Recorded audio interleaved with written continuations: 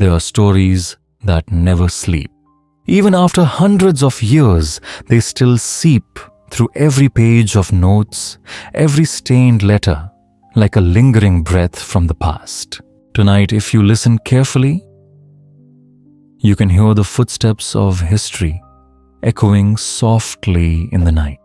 Welcome back to Sleepy History Tales, where we listen to old secrets told in the slow breath of time. Thank you for always accompanying the channel, going with me through long, quiet, and haunting journeys. And if this is your first visit, welcome to the world of stories that were thought to have been forgotten. Please subscribe so you don't miss out on storytelling nights like this. Now, sit still, turn off the lights for a moment, because tonight's story is about a secret that perhaps history never wanted us to know. There's something haunting about old photographs. Sometimes the faces look back at you as if they're still waiting to be seen, waiting to be remembered. It began one quiet afternoon in the archives of Emory University, where Dr. Rebecca Morgan carefully slid a sepia photograph from its protective sleeve. The image, dated 1857, showed two boys standing together on the porch of a grand southern home. One fair-haired, smiling, dressed in a crisp suit, looked every bit the young heir. The other, a black child of about the same age, wore formal clothes slightly too large for his thin frame. His expression was calm, steady, and very different. Rebecca sighed softly. Another staged plantation portrait, she murmured one of those cruelly tidy images where enslaved children were positioned beside their owners like pieces of furniture. She was about to return it to its sleeve when something small caught her eye. In the lower right corner, half hidden by shadow, was a slip of paper on the ground. It looked like an accident, something the photographer hadn't meant to include. But under Rebecca's magnifying glass, the details sharpened into horror. A date. April 15th, 1857. A line of text. Healthy Negro boy Elijah, age 8. Suitable for house or field. The photograph itself was dated April 13th. Just 2 days before the auction, Rebecca turned the picture over her hands, trembling. On the back, in fine, elegant script, were the words, William with Houseboy Spring, 1857. And below that, in smaller, clumsier handwriting, a child's perhaps, Remember Elijah. For a long moment, she just stared. Because the boy's eyes in that photograph weren't pleading nor fearful. They were knowing. And once you'd met his gaze, it was impossible to look away. This isn't just a relic, Rebecca whispered. It's a record of the last day of a child's life as he knew it. She spread her research materials across the table. Plantation ledgers, auction logs, yellowed Georgia newspapers. The photograph lay in the center like a silent witness. The plantation was Magnolia Creek, said her assistant Danielle, placing a ledger beside the photo. Owned by the Harrison family. Records show they were deep in debt after the cotton blight of 56. They sold slaves to stay afloat. Rebecca nodded grimly. A common story. And yet, this one felt different. A newspaper clipping confirmed the auction estate sale at Wilkes County Courthouse. Negroes, livestock furnishings, April 15th, 1857. And halfway down the list, boy Elijah, age 8, house-trained. Beside it, the amount, $670. But what startled Rebecca most wasn't the number. It was a small notation in the margin. A single word reads, Elijah could read. That was illegal in Georgia, punishable by whipping or worse. Rebecca studied the photo again. William Harrison, the white child, was positioned slightly above Elijah as though elevated by the porch step, but the composition felt deliberate. The paper the auction notice was too perfectly placed. These portraits were staged carefully, she murmured. The photographer would never have left something like that in the frame. Unless he meant to. Daniel frowned.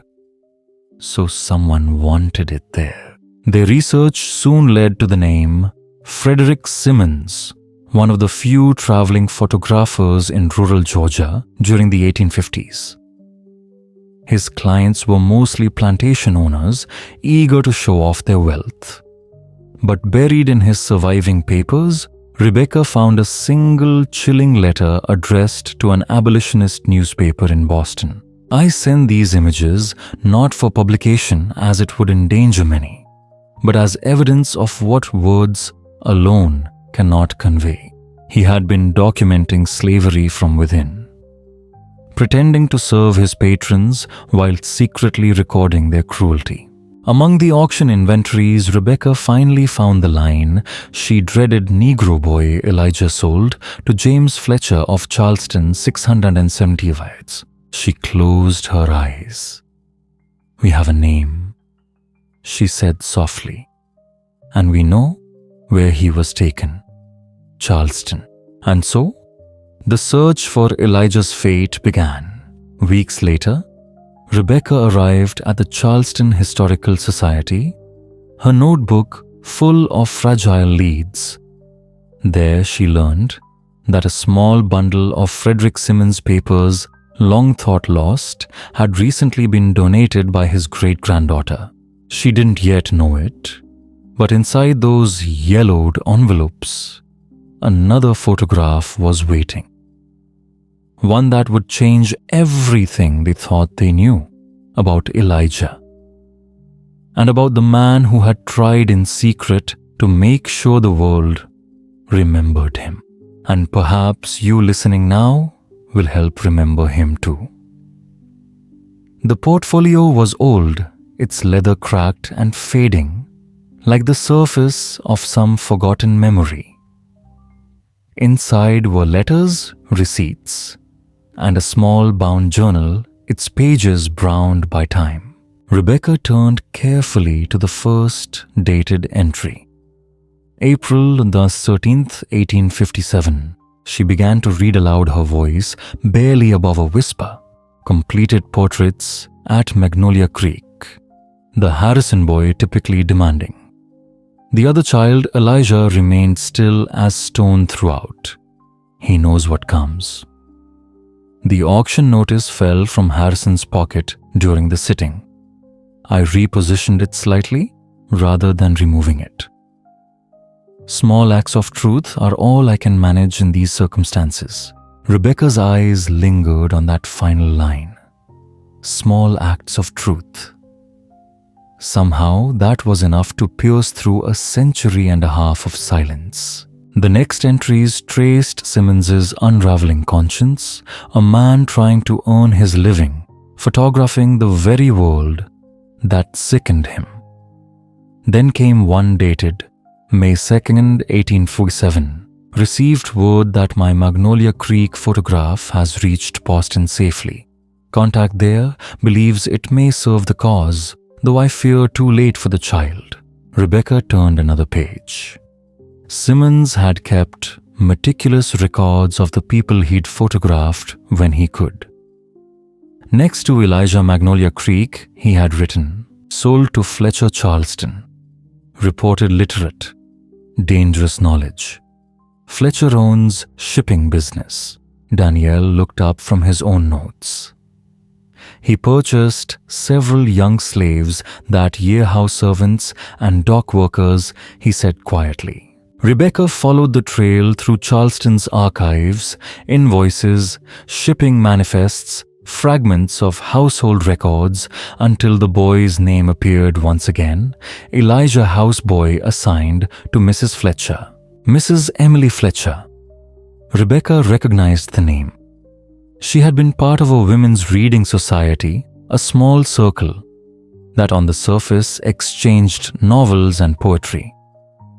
But buried in correspondence was something else, a whisper of northern sympathies. Quiet acts of resistance in parlors scented with tea and lavender. In a household ledger, Rebecca found a note in Emily Fletcher's delicate hand. New boy showing aptitude with letters. Will continue instruction discreetly. Rebecca's breath caught. She was teaching him, she murmured. Continuing his education even when it was forbidden. Then came a letter from Emily to her sister in Philadelphia. The paper was fragile. The ink faded, but the words still pulsed with life. The child came to us already knowing his letters. Someone had taught him despite the law. To extinguish such a light would be the greater sin. Rebecca set the letter down slowly. A photographer risking exposure to reveal a hidden truth. A child who dared to know what he was never meant to.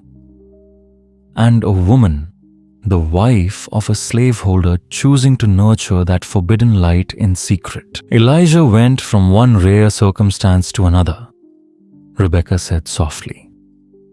But what became of him when the winds of war began to rise? That question followed her to Charleston's historic district. The narrow cobblestone streets, the iron balconies veiled in moss. She stopped before a tall brick townhouse, now restaurant, with linen-draped tables and soft jazz spilling from its windows. Once this had been the Fletcher residence, and within those walls, a boy with dangerous knowledge had lived.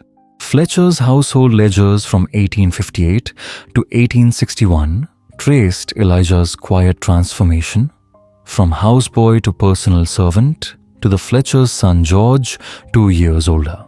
It was common, Rebecca explained to her department head during a late-night video call.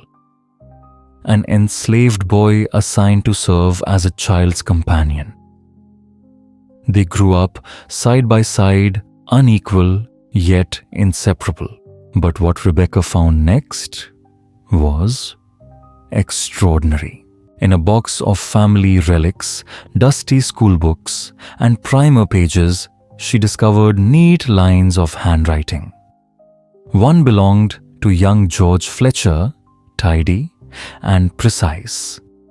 The other smaller and less polished, but unmistakably improving with every line. Someone else had been using the same books, Elijah, Rebecca whispered. Emily Fletcher had been teaching both children together using her son's lessons as a cover. Then came the year 1861. The first cannons thundered at Fort Sumter and Charleston's rhythms shattered overnight. James Fletcher's shipping business faltered under Union blockades. Records showed desperate attempts to save the household debts, auctions, unpaid contracts. One entry in the October ledger stood out. Household reductions necessitated by war conditions. Staff reduced by half. Boy Elijah retained at Mrs. Fletcher's insistence despite financial advisability of sale. Danielle read the line aloud and looked up. She protected him. Rebecca nodded. At great risk, but perhaps the most haunting trace came not from a ledger, but from a girl next door. A neighbor's daughter who kept a diary. She had written on Christmas Day, 1861, Mrs. Fletcher's houseboy surprised all by playing a complex Bach piece upon the pianoforte. Mr. Fletcher seemed displeased by the display, though others were much impressed. Rebecca read the entry. Twice, then again, as if the sound of that distant music might somehow reach across time. A boy once sold for $675, now playing Bach in a Charleston parlor. What must that moment have felt like? And how long did it last before the world closed in again? The boy was promptly sent from the room. Rebecca paused over the line in the letter. His education was expanding beyond basic literacy, she murmured. And that by then would have been dangerous, fatally so. The deeper she read, the more peril surrounded the young boy from that faded photograph. And then came the most chilling discovery.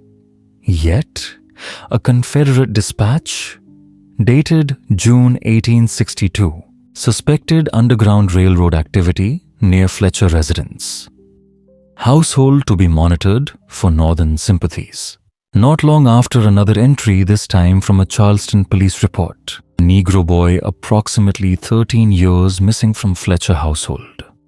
Suspected runaway, possibly harbored by Unionist sympathizers. Rebecca leaned back, her voice barely audible.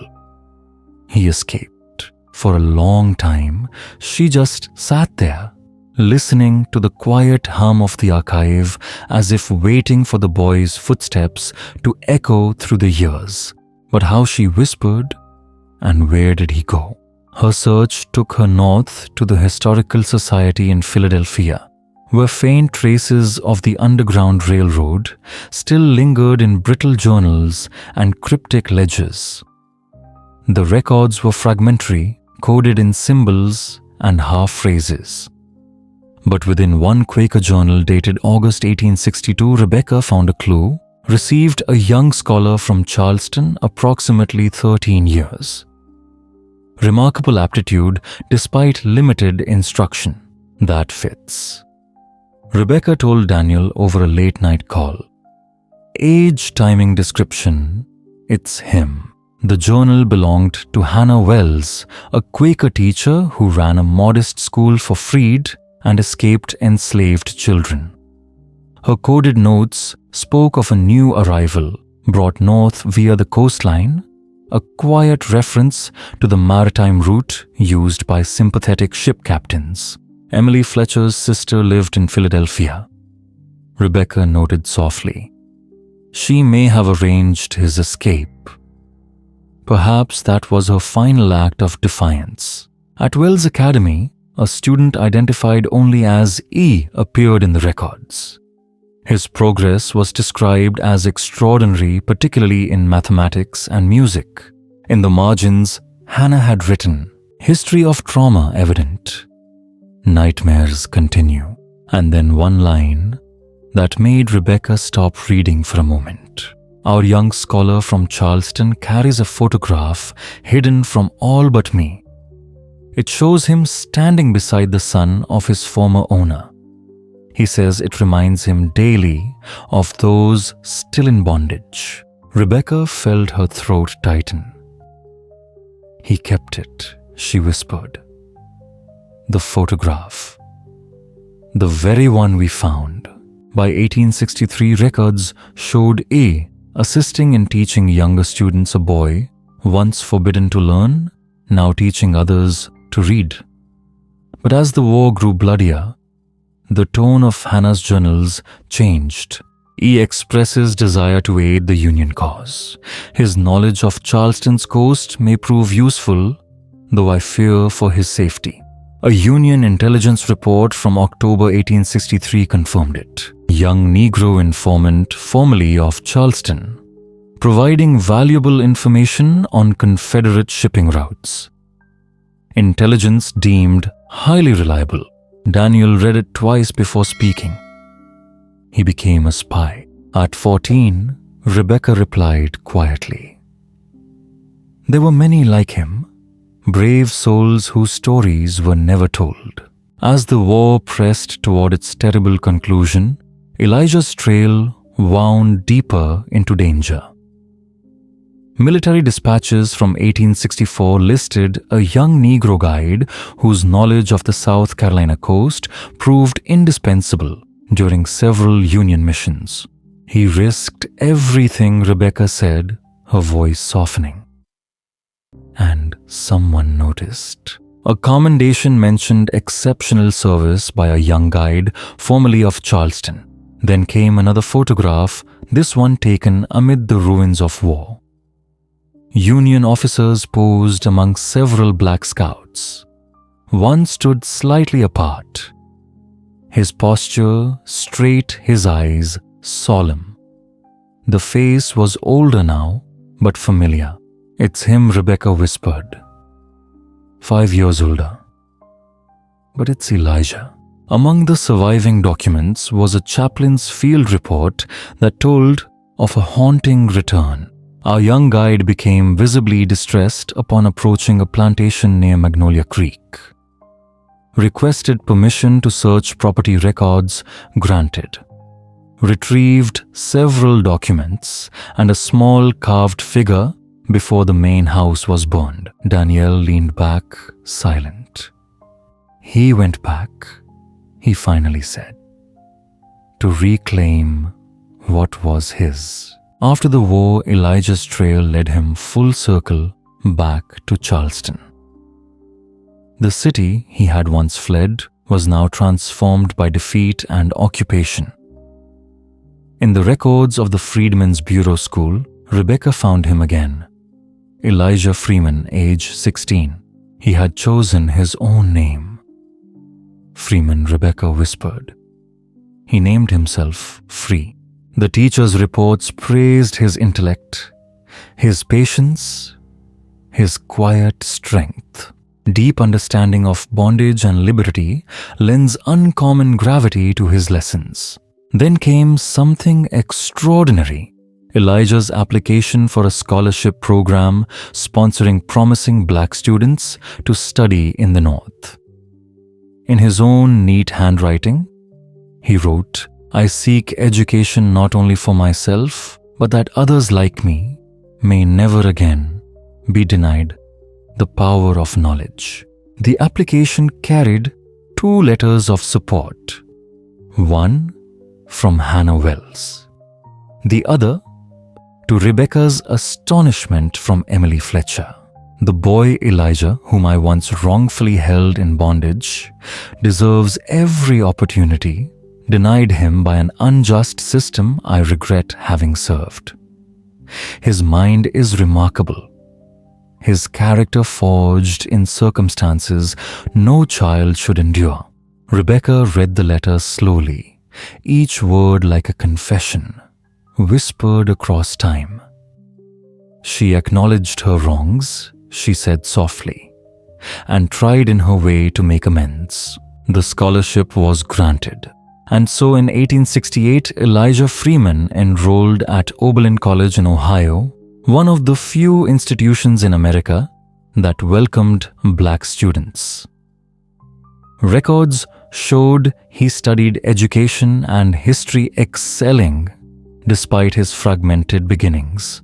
Rebecca traced her finger along his name in the registrar's book, then opened his preserved application essay, the same essay that had carried him north toward freedom's uncertain promise. In graceful, deliberate handwriting, he had written, "I carry within me 2 children." Rebecca read the line aloud, her voice faltering as if the rest, whatever it said, might be too sacred to disturb. For in that unfinished sentence, she could almost hear them both, the boy in the photograph standing small and solemn beside his master's son, and the young man who had crossed oceans of silence to teach others how to read, how to remember. And maybe she thought, that's all Elijah ever wanted, to be remembered, to not be lost again in the folds of history's indifference. And tonight, perhaps you remember him too, the enslaved boy who once stood for a photograph knowing he would be sold the very next day, and the free man who now writes these words. They are one and the same. Education, Elijah wrote, is the bridge between these 2 selves and between our nation's shameful past and its possible future. His professors noted how quiet he often was during discussions of slavery. When others spoke of it as a concept detached and historical, Elijah would gently correct their assumptions with calm precision, his lived experience silencing every voice in the room. At Oberlin, he found himself drawn toward the power of images, that strange machine that had once captured his childhood face in bondage. He apprenticed under a local photographer while studying history, and education determined to master the craft that had once objectified him. His thesis was unlike any written before photographic evidence documentation as resistance in American slavery. His professors called it groundbreaking, the work of someone who had not only studied history but survived it. When he graduated in 1872, Elijah took a teaching position at a freedmen's school in Washington, D.C. There he began using photography as a tool of education, capturing his students, their families, their progress. The very medium that once confined him became his means of liberation. Newspapers soon wrote of Professor E. Freeman's photographic exhibitions at Howard University, documenting the rapid growth of schools for freed people across the South. His letters described his growing archive of freedom, a deliberate attempt to balance the overwhelming record of bondage that filled America's institutions. Rebecca explained it best to her colleagues. While most archives preserved the voices of slaveholders, Elijah was preserving the lives of those who endured. By the 1880s, he had formally established the Freeman Historical Collection at Howard, one of the first archives in the country to document Black life through the eyes of Black witnesses. He traveled widely, camera in hand, recording the stories of elders whose memories stretched back to the days before emancipation. In his journals, he wrote, "Each passing year claims more voices that can speak directly of bondage. Their testimonies must be preserved, or the truth will fade with them." In 1885, Elijah returned to Charleston, to the house where he had once served. Standing before its weathered facade, he wrote, "The boy I was could never have imagined the man I've become returning with the freedom to document, rather than to be documented." He photographed the abandoned Magnolia Creek plantation, the same place where William had once played as he awaited sale. Beneath the ruined image, he wrote, "Both of us children, yet worlds apart." In the years that followed, Freeman documented the fragile victories and looming betrayals of Reconstruction progress and regression hope and hostility, preserving them before the tide of the lost cause myth could wash them away. His lectures always ended with the same photograph, that haunting image from Magnolia Creek. When a student once asked why he kept it, Elijah replied softly, "Because the auction notice in the corner tells a truth many would rather forget. And the eyes of that child remind me daily of our obligation to remember." Then in 1901, nearly half a century after his escape, a letter arrived from Boston. "Dear Professor Freeman," it began, "I believe you may be the boy Elijah from my father's photograph taken at Magnolia Creek in 1857. I am William Harrison Jr., and I have spent years wondering what became of you." Rebecca found the letter carefully preserved among Elijah's papers alongside his unsent draft reply. "Mr. Harrison, your letter has found the boy from that photograph, though he exists now only in memory." Pause. Sometimes the past answers us just softly enough to remind us that memory too is a form of survival. "The man who writes to you today would welcome a meeting," Elijah replied, "though I wonder what you seek from such an encounter." After weeks of careful correspondence, The two men agreed to meet, not in a drawing room or a family estate, but on the grounds of Howard University, where Professor Elijah Freeman now taught. Here he wrote to a colleague, "I will receive him not as property, but as professor."